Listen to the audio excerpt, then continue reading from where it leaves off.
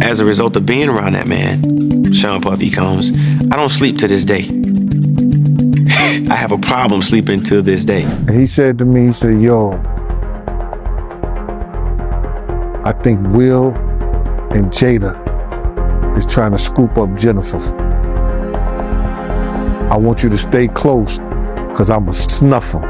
I don't know what could motivate a person to have a party in a building where the person whose life he had influenced so enormously and whose life had been affected by her. Usher has exposed brutal secrets about Clive Davis, Diddy, and Will Smith following Clive Davis's demise. Davis passed away on June 22, 2026, at the age of 94. After his passing, long-standing industry rumors resurfaced regarding his mentorship of Diddy, his influence over major artists, and his alleged connections with Will Smith. Usher's revelation suggested that Davis played a deeper role in shaping Diddy's rise than many realized, teaching him how to navigate the business and build powerful alliances. These claims reignited speculation about Hollywood's hidden networks, raising fresh questions about the balance of mentorship, power, and secrecy in the entertainment industry.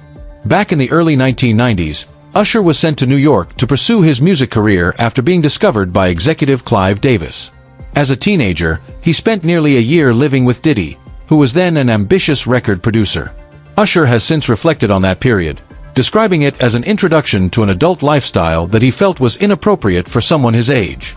What was intended as mentorship and career development exposed him to experiences far beyond his maturity level, raising questions about responsibility, guidance, and the pressures placed on young talent.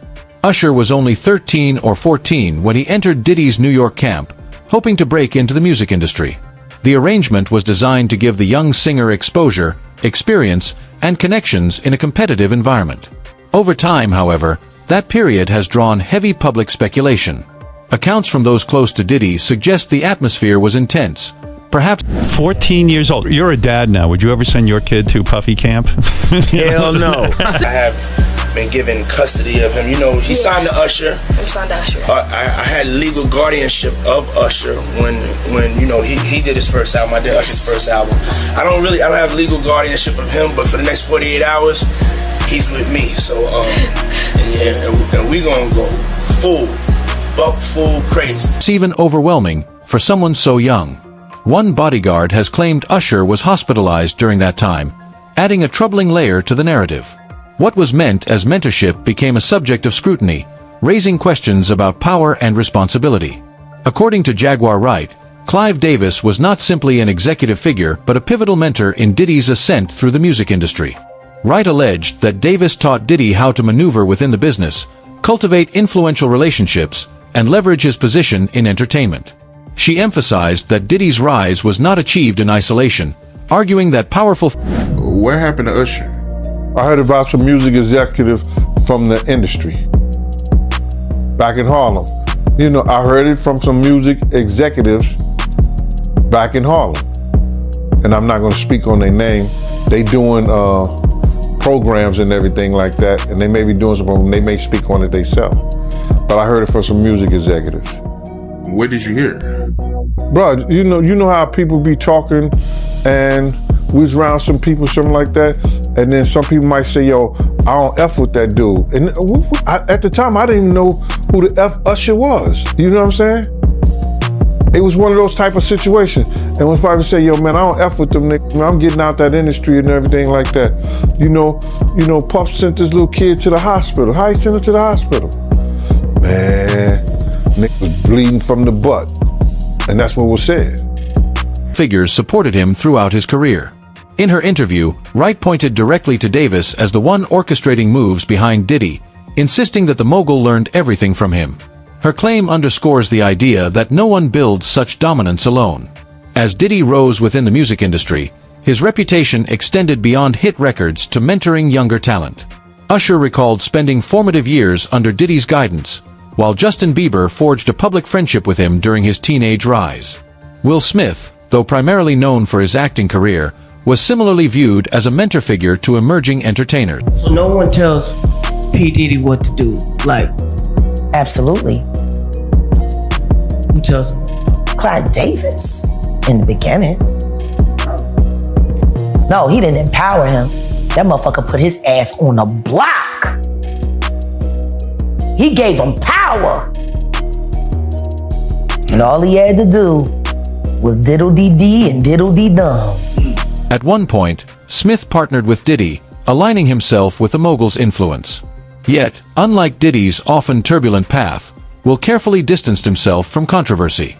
That decision reflected his instinct to protect his image, stepping away from trouble while maintaining his stature as a respected figure.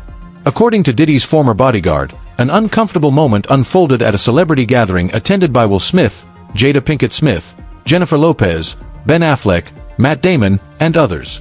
He recalled that Diddy approached him and claimed that Will and Jada were trying to get close to Jennifer Lopez, asking him to stay nearby.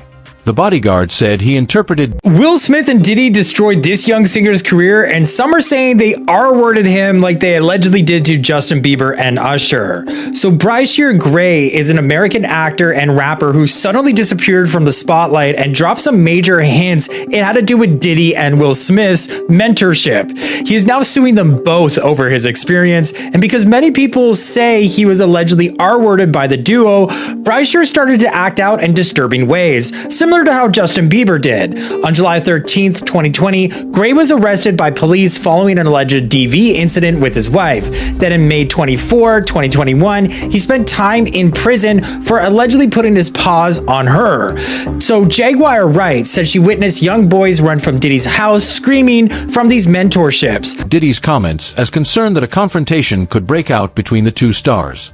He remained close to Jennifer Lopez throughout the event, but said no physical altercation ultimately took place.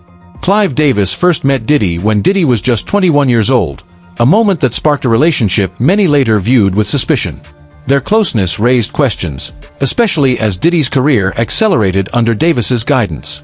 When Diddy eventually faced legal troubles, speculation grew that Clive feared exposure of his own actions.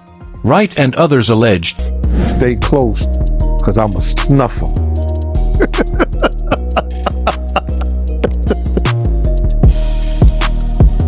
I said to myself, Will Smith gonna beat the shit out you. Now, Puff could scrap now, but I don't think he could beat Will Smith. You know what I'm saying? But he can scrap. You know what I'm saying? So then, he said that shit. That Davis wanted to protect himself and the secrets tied to his influence. The mentorship, while instrumental in shaping Diddy's rise, became clouded by doubt. Jaguar Wright has alleged that Clive Davis played a controversial role in Whitney Houston's tragedy, even suggesting his involvement in the circumstances surrounding her death. According to Wright, Davis sought to bring Houston back under his control, sending her on international tours despite her ongoing struggles with substance misuse. She claimed Houston performed in Kazakhstan while still using drugs, a troubling memory working with Diddy. You know, personally, I've got to tell you, he really is a major star in this film tonight. He's a spokesman all the way through.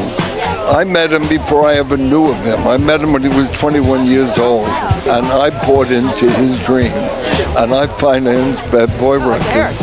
And we had an incredible run, an incredible period with all the artists that are touring, you know, from Mace and him, and obviously the great legacy of Biggie and, you know, Faith and 112, so that total, I don't want to leave anybody. Jaguar Wright has alleged that Clive Davis played a controversial role in Whitney Houston's tragedy, even suggesting his involvement in the circumstances surrounding her death.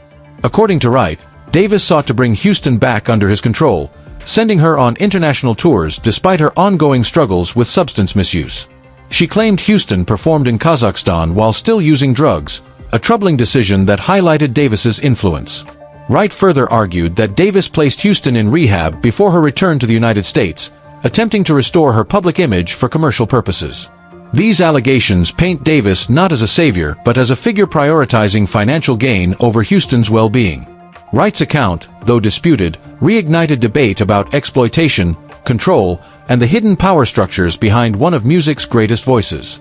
I feel like anything with her name on it is strictly for the purposes of financial gain for those who have access to her estate, including Clive Davis.